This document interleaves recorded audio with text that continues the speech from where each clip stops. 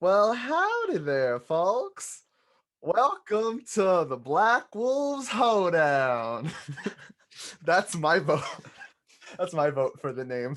Absolutely not. No. Welcome to the one vote slogan tentatively called PackCast, everyone, the official Blackwolves podcast. Let us know if you like PackCast as our name down below in the comments. I'm Jeremy Van Suarez. I'm Jacob Wade. And I am Logan Riley Bruner. And I don't have my dust, my little feather duster. Housekeeping is what I was gonna get to. All right, Mrs. Doubtfire. Would you provide us with some housekeeping, says?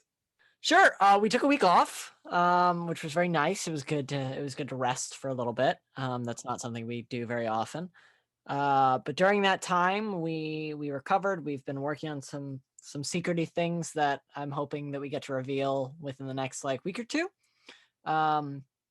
We had an interview with our fantastic collective manager and member, Lacey Zerlip, come out today, which we're very excited about. The final, The Perfect Shade Behind the Scenes, came out yesterday, which would be a couple days ago when this airs on Saturday. Great job, Jeremy. Is there anything you want to say about that series? Gosh, it was a struggle making it, having to put myself back in that emotional headspace of creation again. But it paid off, someone, a good friend from high school, actually reached out to me yesterday and told me that he was inspired by watching the videos. So that made me feel good, and it let me know that I'm doing my job as an artist. Yeah. Woo! I can imagine it would be like a emotional experience for you, especially after going through all that, writing the album and then mixing the album, completing the album, putting your last finishing heartfelt touches on the album, thinking you've got this release, this like the release of it is the cap on that stage of your life, and now you got to revisit it line by line, word by word. To be fair, it was my idea to do this. That's fair. So and I'm so glad that you did. Yeah. Next time. Yeah. Logan, please. Oh, I was just going to say, next time that you record your album, we'll just have you do all the behind the scenes while you're working on it, so you don't have to do it all over again. Just have the camera set up in the corner while you're working. Then it becomes more of a documentary, and I think that's a bit more interesting. Yeah, if you want documentarians, I mean, you know where to find them. We are right here. We will take photos, videos, whatever you need. Let's document that progress, that process. And if you're watching this, and you have stuff going on that you want documented because it'd be cool to have footage, hit us up. We are a production company. We do that. We will hang out with you and document your progress and your process. It's what we love to do. Plus, we're right there being part of it all. I love that. Also, Jeremy, I was going to say that this last track is the hardest for me to listen to always. Every time it comes on, and it's one of my favorites on the album. And just, I mean, I'm like, Jeremy, take me away. My feelings, it's overwhelming listening to that song sometimes. No matter where I am, I could be listening to music on a commute and it'll come on my shuffle and it'll be just in my earbuds, and I know I'm the only one listening to it. Sometimes I'm in the car and it comes on because it's on a playlist of mine. Hey. And I share that feeling with someone, yes. It's crazy. If you haven't listened to The Perfect Shade, go to your streaming service. It doesn't matter which one you have because it's on all of them. It's on all of them. All of them. But listen to that album and listen to what Jeremy is saying, because hot damn, cold damn. I remember when I remember when I first showed you Recreate. I remember you laughing at the line, you wasn't what I expected when I saw you smoking cigarettes at the 7-Eleven. And I remember I was like, he's not laughing because it's funny. I know why he's laughing. It's a deep, complex feeling as to why he's laughing to it, but that's exactly it. Yeah, it's an image that I didn't see with my own eyes, that through the song I saw your memory. Damn. That's beautiful. I felt like I was there because I've been through your life. I've been with you, man, going through it all. And it takes me back to a place. And I feel like even if people don't know you, when they listen to it, they'll be taken back to a place. I sure hope they That's do. one of the things that I've always really respected about you, Jeremy, and your music is that it's all just like real and honest. And I can look at every track that you've written and be like, oh wow, I lived that, because I've been a part of your life for 8-9 years. There are a lot of your tracks that I can look at and be like, I was with him for that. I lived that song with him. And so Yeah, it's really yeah. it's cool to be able to see an artist that just like is so raw and emotional on your music. So you should be applauded for that. Thank you. Yeah. Thank you. I really appreciate it. And thank you for tuning into the Neon Burgundy Gassing Hour. We really appreciate you coming through. It's been great. But by talking about Neon Burgundy and all that process, we're still abiding by, what we like to talk about as Blackwolves: movies, music, TV, games.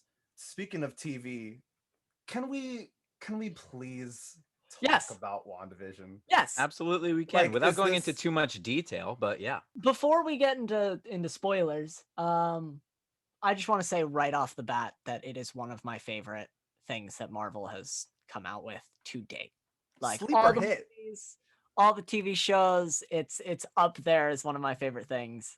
I think Elizabeth Olsen and Paul Bettany are both just awesome actors. Such The fact that they get- chemistry between those two. Yeah, the fact that they get to be recognized a little bit is really nice. And it's so uniquely different than anything that Marvel has done up to this point. I'm super invested. My mom and I have watched the first 3 episodes on Disney Plus, and we're loving it. So I'm very excited to see where this little series goes.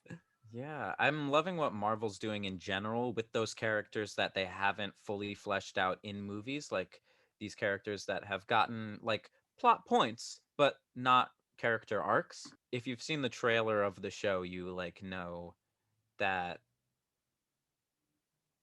Some it's weirdness is happening. it's TV show-esque, like Trip down similar memory to lane. like shows like the Dick Van Dyke Show I Love and I Lucy. Love Lucy, but also The Twilight Zone Bewitched. and Definitely Bewitched. Bewitched. Brady Bunch. I'm like really curious, like this Americanization of Wanda Yeah. Maximoff. Her accent's gone. It's completely out the window. She's not like foreign at all. She's like it's really catering to an audience, and Yeah. I feel like it's deeper than that. Like it's 100%. like cater to the audience is like the meta term in this show. Like Who is the audience? who's the audience? Yeah, I feel like what I like the most, what I'm enjoying about WandaVision the most right now is that I went in not really I didn't not knowing what to expect. Like, I got that it was going to be kind of like a trip down memory lane, and we're going to go from black and white to color to like oversaturated colors to like widescreen bars. But just like, first off, the fact that they're like emulating like early black and white sitcoms, and it's still the comedy and still translating to 2021 is an awesome feat to accomplish.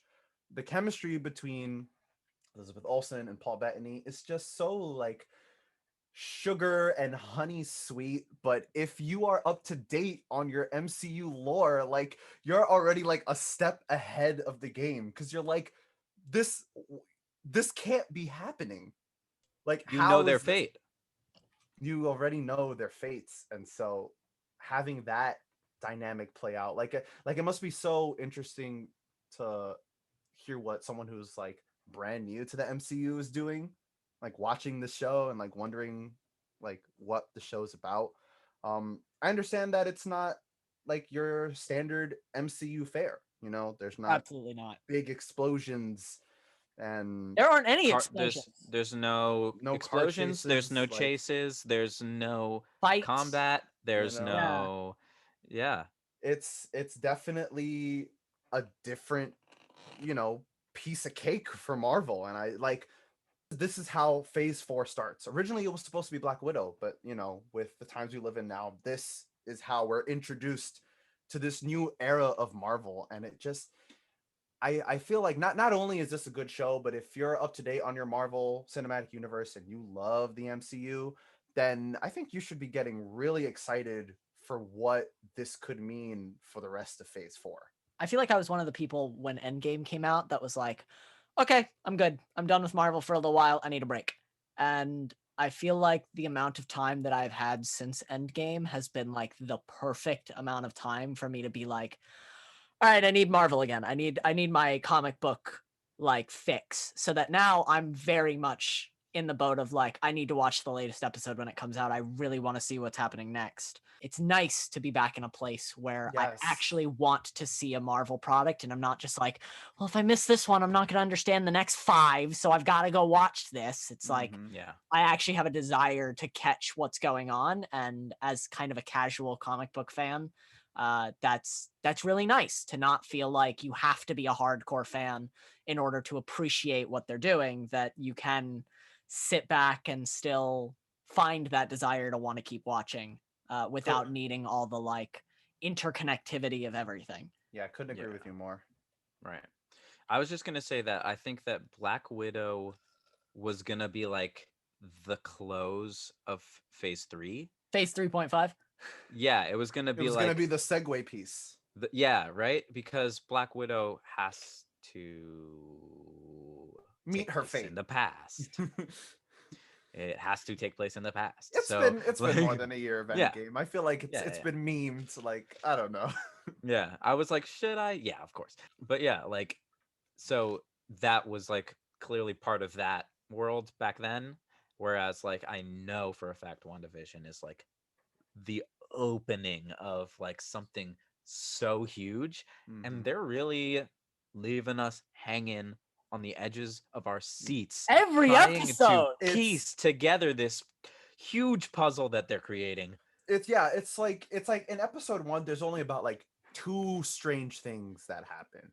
One of them is like an ad, which I love that they're doing, making it so meta, and it just nothing strange happens. It just makes you uncomfortable. You're like waiting for toast to finish. It's a different tone. It's like a tone shift for sure. Yeah. And then I love that it's not that there's just a hint of danger in every episode, and it's ramping up. If you without going into spoiler territory, if you saw the last episode, you know that I think it's I don't know the name of that curve, but you know what I'm talking about. But it's steep. It's steep. It's gonna ramp up quick.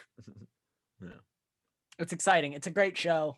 I highly recommend it if you're not watching it already. Even as like someone who doesn't really like superhero movies, like I think this is the right kind of show to show somebody who's like, I don't know about Marvel. Like it feels like it's so much. Like if you really want to show somebody who's maybe a little older, something that they might get into.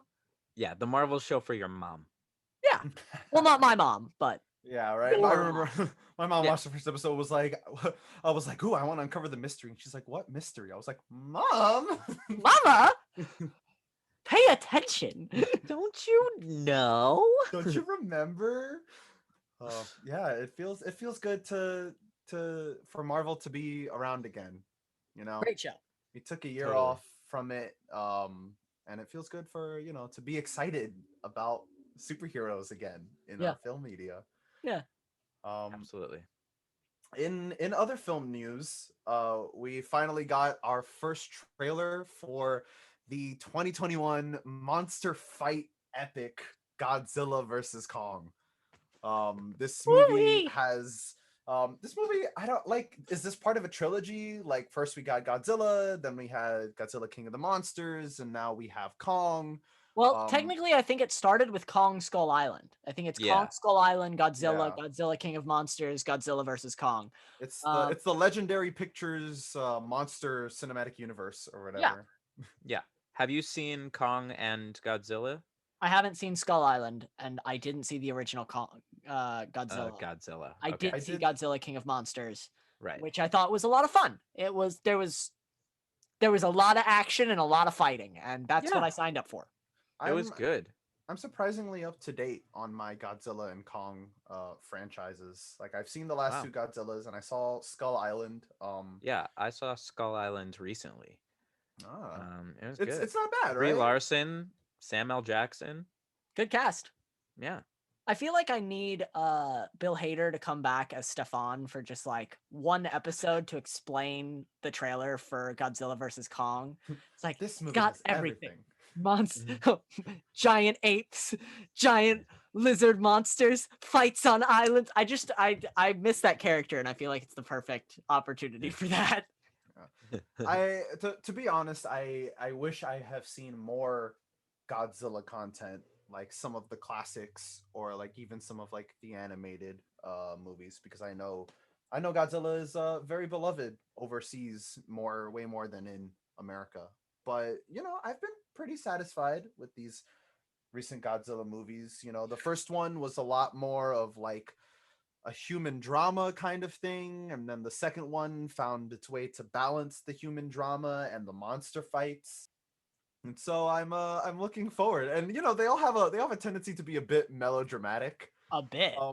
But it's like what kind of drama can compete with 400-foot laser lizards romping their way through San Francisco? You need a through line. You need a through line, and Millie Bobby Brown can provide it. Yeah, great. She's Was back she in the this first movie. one? No, Okay. Just a second. first one was Aaron Taylor Johnson. Yes. Oh, okay. And Cool. Bryan Cranston.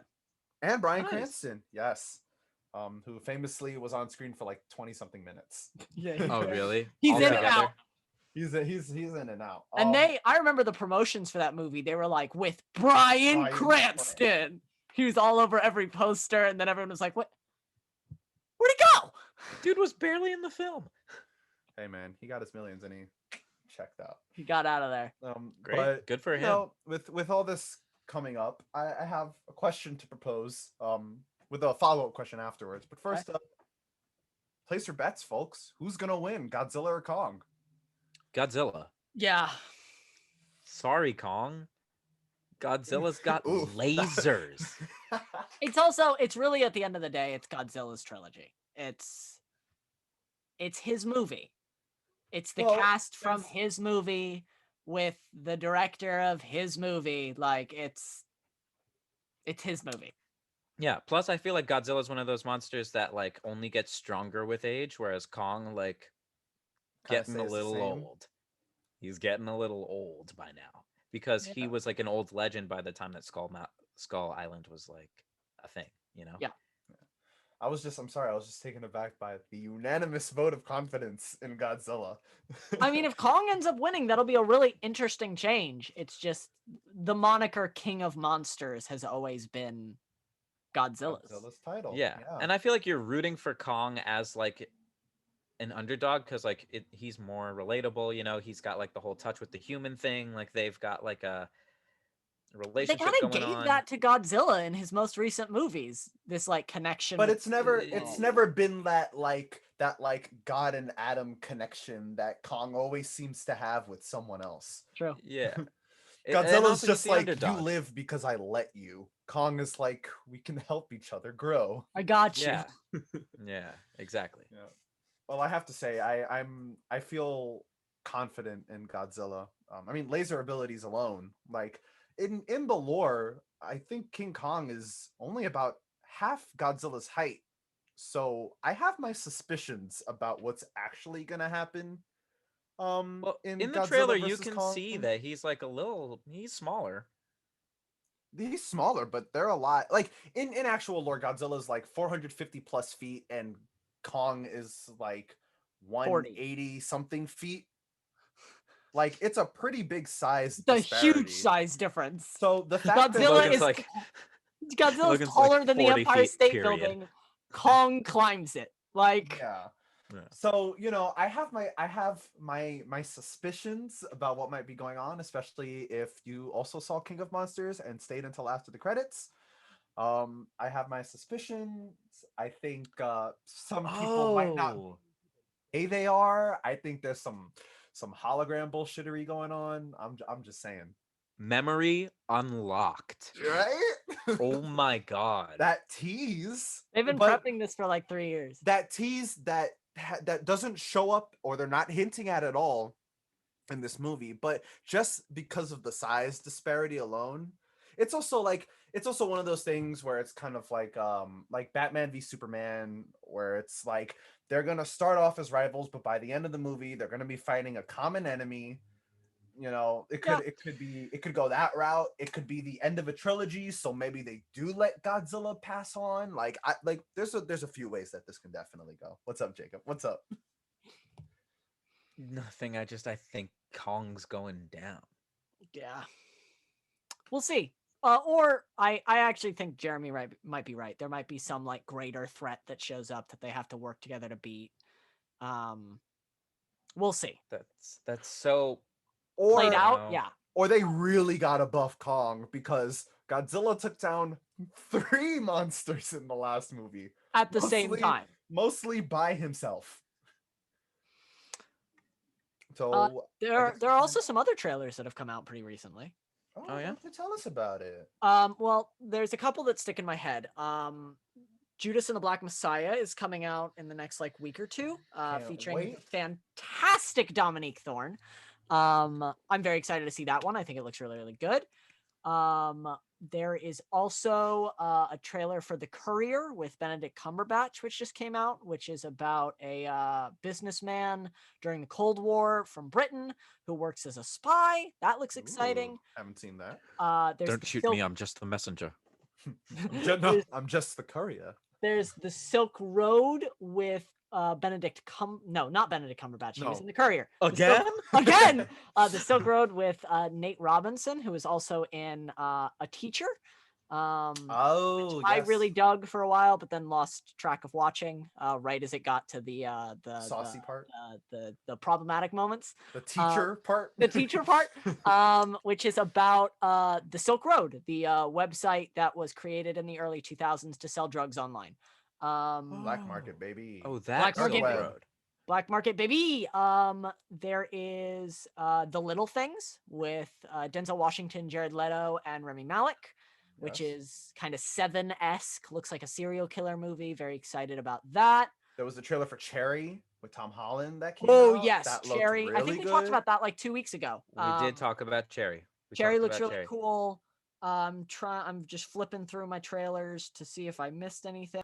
And an actor that I really like that I've been promoting for many years, Frank Grillo, is in 2 movies coming out. The first one called Boss Level, which is him and Mel Gibson. I heard about that. Which is all about a guy who keeps dying and coming back to life and having to save his wife from a guy who keeps having him murdered. So that one looks kind of video game-esque, kind of actiony. Cool. And then there's Body Baggers, which is about how the Affordable Care Act made substance abuse required by medical companies and how a lot of people took advantage of that in order to make profit.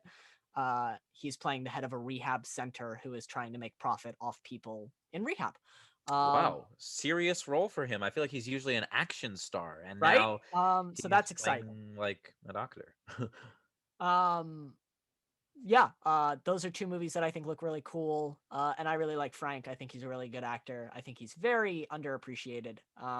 And it's cool to see him get to do more work. Frank Grillo was in Captain America Civil War as Crossbones. He was in Purge, Anarchy, and Election Year as the Sergeant. He's been around. Action star, yeah.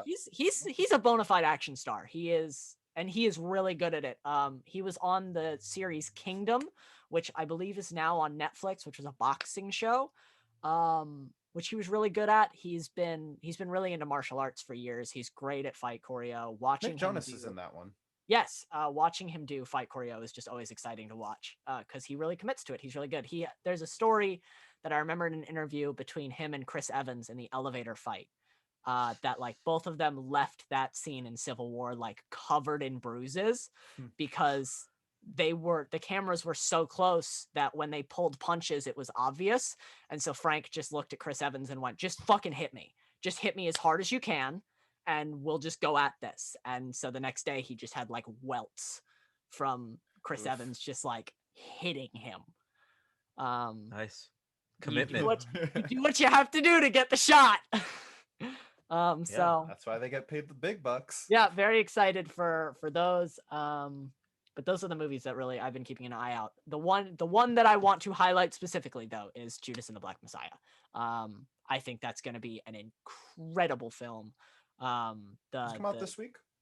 I think either this week or next week. I hope this week. I want to watch it. But I've been a huge fan of Lakeith Stanfield for years. I think Daniel Kaluuya is amazing. Dominique Fishback is also in it, who was in Project Power, which I loved. Fantastic cast about a really important time in history. If you want to watch two movies in conjunction about the same time in history told from very different perspectives, Aaron Sorkin's The Trial of the Chicago 7 and Judas and the Black Messiah take place pretty much at the exact same time. So you can kind of watch them side by side and see what was happening around the Chicago Democratic National Convention, which is a huge moment in history that does not get talked about very much. I remember never learning about it until I got out of college and was like looking into things on my own and finally figuring out about the anti-war movement and the protests that were happening around the convention and the actual story of the Black Panther Party. Serious stuff to look into, especially during this time in our history. Really important that those stories are getting told. Very powerful movies coming out. Judas and the Black Messiah is the first movie to come out of the HBO Max Warner Brothers streaming deal. Yes, it is. Judas and the Black Messiah will be available at home like day one through HBO Max. Wonder Woman was before the deal was announced. The deal, yeah. Got it. Sweet. Yeah, man. I'm super excited. Big movie moves. Yeah, big movie moves. Oh, yeah. You were going to say something, Jacob? No, I'm just thankful for you because you gave me your HBO Max password. Well, sharing is caring. Don't tell HBO Max. Yeah, don't tell HBO Max that. Yeah, I don't even know how to segue from that. Big deals, huh? You want to know what's a big deal? Ready? I can get you your segue. Those are two really amazing movies. There's also a really amazing movie that came out a couple years ago called The Big Short, which I super recommend. I've never seen that movie. Incredible film about Wall Street and the economy. Speaking of The Big Short, Jeremy, why don't you talk about what's going on in the stock market? Guys, okay, this isn't gonna... Disclaimers, right? We all invest, all three of us, we invest in stock. Right? Because of the pandemic, mostly. We're just talking about it. We are not providing any financial advice. No. We're punk kids. We don't know what we're doing. We literally someone today was asking me to explain what was happening, and I was like, do not look at me for stock advice. I'm like a kid in a candy store with this. It's insane. Green line good, red line bad. But talk about green line good. Memes. GameStop's prices, their stock prices have been rising like no tomorrow. The brick and mortar gaming legend, really. It's like when you think of going outside to buy games, it's like that's the first thing I think of. You go to GameStop. You could go to Walmart. You could Power go to the players. But GameStop was the place where it was like games. It was popping. And with consoles becoming more reliant on downloadable content, for a moment in time, it seemed like brick and mortar stores were just kaput. Digital sales were going up, and GameStop's stock readily declined. Yep. Emphasis on the red. However, the subreddit Wall Street Bets, you might have heard of them before. They were in the news sometime last year with another stock.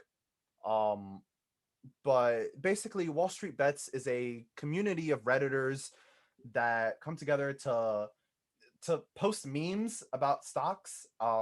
Say this is what I'm investing in. Oh, look how low this price is. It's not like an organized group. It's until now. Apparently until now.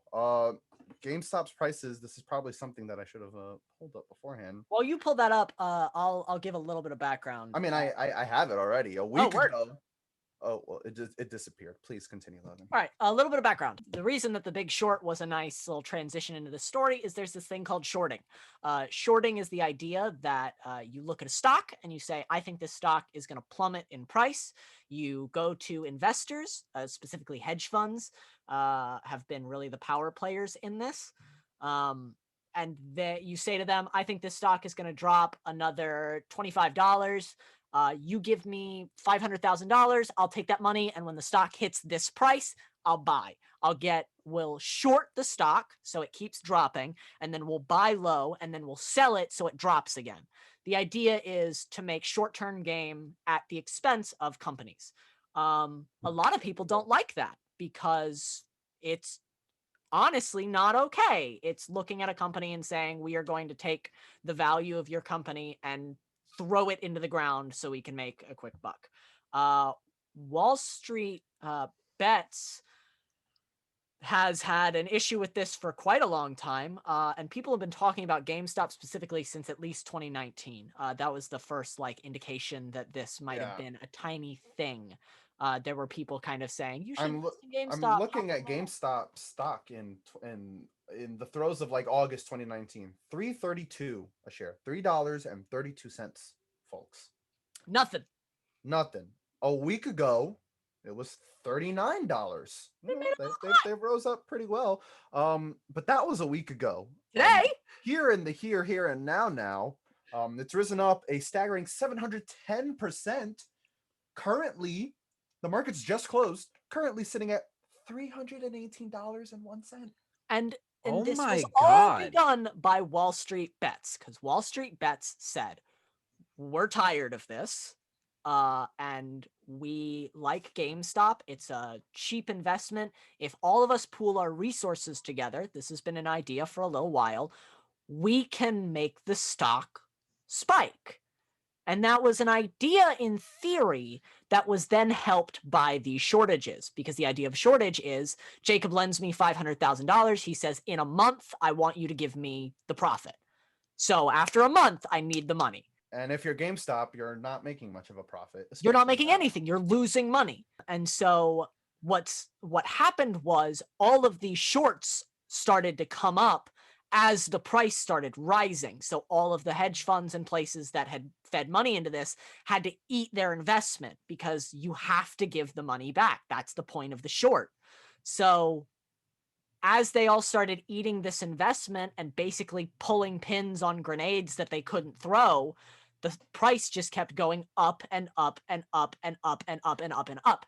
And then Wall Street Bets turned around and went, we did this for GameStop. That was pretty cool. What if we do it for AMC? What if we do it for Nokia? What if we do it for Best Buy? And now it's like an actual movement almost, where all these stocks that have kind of been getting bad reps for a while and have been getting shorted over and over and over are all of a sudden getting hit with these massive spikes in purchase. And people are turning around and being like, I put my money in and all these shorts are failing. I just made 10 grand.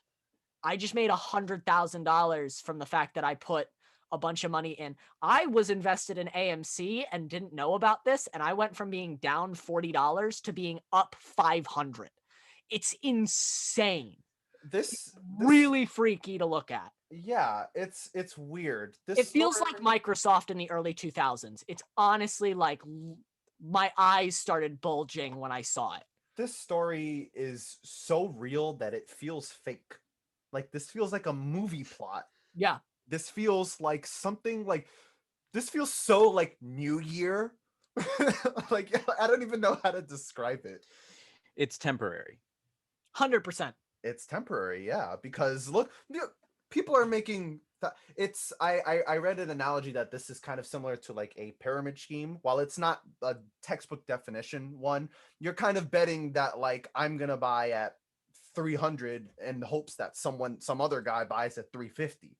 It is only as powerful as the collective unit's power.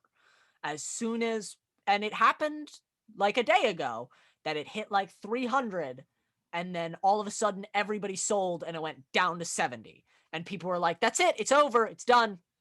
That was the spike, that was the move, it's going to go right back down. And then everyone bought in again and it went right back up. And Wall Street Bets is still very much being like, why are we stopping at 300? We can take this to $1,000. Yeah, why are we stopping at? There's movements to get it to $1,000, and Wall Street isn't really happy with them. Wall Street is very not happy with them. No, the first time, at least in my lifetime, that I've seen that the collective everyman has outsmarted Wall Street, and Wall Street hates that. And I think that's why it feels like such a movie. Like, I'm like, this is like the ultimate underdog tale come to life. You have so many everymans just like banking on this opportunity, while all the bigwigs are like, oh no. All the bigwigs are saying that it should be illegal and what they're doing is terrible and awful, when in reality, the reason that a lot of them are getting upset is because it's costing them money. And so now there's the memes are coming up even more now of like, oh, boo-hoo, your hedge fund is losing money. Whereas, like, I saw someone posted today that he had enough money to pay for his sister's chemotherapy treatment and like to get his like daughter through college. It's like, wow. This is actually changing people's lives for the better. And so as much as people want to rag on it and as much as people want to be like, it's not going to last, like I am applauding them for the fact that they were able to pull this off. Can't wait to see the movie about this. I'm like already excited about it. I'm so excited about like the next like adaptation about this, because this is just it's astonishing, really. Yeah, bro. I'm excited for the next adaptation of 2020 or like 2021. You know, like this whole past year has been like a million movies. Like you could make so many different movies about different things that happened. We are gonna have to watch so many Donald Trump movies. I don't want to do. It's literally like I'm starting to feel like how I imagine people feel about the Nixon era of like. There are so many Nixon movies about Watergate and what was happening during that time. I'm sure the people that lived it are like, he was a terrible president. Can we please stop? And there's more movie to go. The impeachment trials are starting next week. Boy, oh boy, we'll see. Lordy. The movie continues, and I'm sure that we'll talk about it, a little bit here and there as we continue along. We'll touch on it, definitely. It's important events, and we like to talk about the industry at large, and these are events that affect every industry, really. Yeah. Speaking of our industries. Good segue. I like it. We like to, eat that industry cake. Yum. What slice of the industry cake have we all been enjoying besides WandaVision, of course? Okay, yeah, no, you go first. Oh, cool. So I got some stuff that I like and some stuff that I gotta shout out. First thing that I gotta shout out, our good friends at Capgun Productions put out their second episode of their web series Guardians of Berlin. If you haven't seen it, go watch it. We're very proud of them and very excited to share them. My good friend Lauren Weintraub released her first single, She's Mine, after it went viral on TikTok, hitting 1.4 million views. Girl, what? It is. Go, Lauren. It's currently sitting at, I think, like 22 on the Country 100 charts. So very excited about that. Very proud of her. I'm looking it Go up. listen to She's Mine. Stream it. A lot of people are describing it as driver's license, but for country music. So I'm all in on that comparison. I dig it. Okay. Other things that I am watching / playing. I'm still playing through The Last of Us Part 2, which for everyone who says that's not a good game, I just want to say you're entitled to your trash opinion, but you're wrong. I'm sorry. It's a great game. It's incredibly well written. It's incredibly well acted. The story is amazing. Even if you don't like certain elements of it, I'm looking at you, Metacritic. It's a great game. I don't think that people should bash it as much as they do. I'm watching season 2 of Dickinson, which features friend of the collective Gus Burney, who is an awesome actress. We are very proud of her as well. I think that's all I've been watching. I've been watching Great British Baking Show, but I feel like I talk about that all the time. We love our baking. It's super cool to get to watch British people make baked goods. Very, very relaxing. Oh, something that you started watching that you also showed to all of us, Fantasy High. Fantasy High, yes, Fantasy High, being done by Dropout / College Humor, hosted by Brennan Lee Mulligan. Fantasy High is their first series of like 9 of them. I'm on episode 6. I watched episode 2 with Jacob the other day. I showed both of them episode 1. Really, really funny show. If you're into fantasy, if you're into Dungeons and Dragons, if you're into like, what would it be like if John Hughes wrote a D&D game? This is definitely the show for you. The characters are really fun. And they're all comedians, and yeah, they're all funny. genuinely They funny. all, if you've seen King of Staten Island, Lou Wilson is in that. He's also in Fantasy High. He's very funny. He plays Fabian Seacaster, who is one of my fave characters. There's also Gorgug, Riz Buckback. Like, it's a great show. You should watch it. It's really funny. Check it out. That's what I've been consuming recently. Yeah. Oh, Jacob. Awesome. I've been watching Grand Army on Netflix, which, that first episode was crazy. That first episode was wild. All episodes are wild. Let me just say, it's dealing with classic teenage city kid issues. If you're a teenage city kid or ever were one, check out Grand Army on Netflix. Yeah. Shout out Marcella Avellina, who we went to. Logan and I went to middle, high, and Jeremy went to high and college school. College school? Yeah, college school. Yeah. So shout out Marcella. And Odessa Zion, who's absolutely killing it on that show. Holy crap. I have also recently rewatched After Earth with Jaden and Will Smith. You are a big Jaden Smith fan. Old one. It is an old one. It's like 2013. Rewatching it, I liked it better the second time. Interesting. And yeah, it was fun to watch. Other than that, I also started Raised by Wolves on HBO Max. Ooh, how's that? Heard that's good. Which is wild. It's about a pair of androids who raise like the last humans of the human species. It's like pretty cool. Interesting. You should check it out. It's like a pretty original take on the like after Earth, robots, aliens. Yeah, that trope. And yeah, enjoying it so far. Nice. And other than that, I don't think I'm watching anything else. Oh, I'm watching Servant Season 2 as the episodes come, as well as enjoying WandaVision. WandaVision. Yeah, I haven't watched particularly any new movie recently, which was kind of sad. But I have been enjoying some good television. Y'all know I like to get sickening, so I'm watching the new season of RuPaul, and it's great. I miss watching that altogether. I love all these queens so much. I wish these episodes were available to stream. What's with RuPaul and the new episodes? You have to pay for them. I mean, if you have a cable subscription, you can log in using that info. I'm not gonna give you my password if you ask for it, because we should all really invest in the industry. Yes. All right. Well, in that case, I won't ask you. No, don't ask me for it. You're not gonna get it. I've also been continuing the new season of Jujutsu Kaisen. Power levels are out there. The teacher of the main student has the power of infinity. I don't know how he's gonna get beaten, but hey, at least he's on our side. Continuing. Definitely gonna die. No, how do you beat infinity? Like, that's everything. Super villain.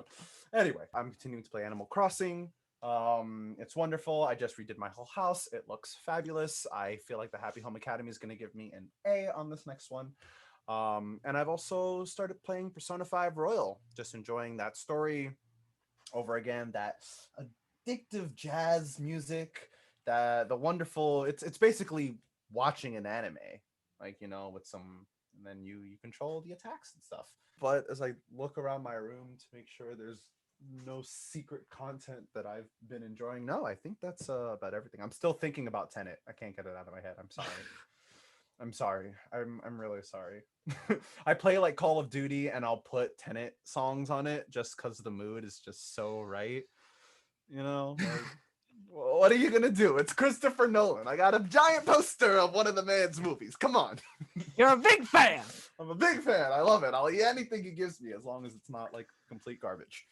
But what are the chances of that?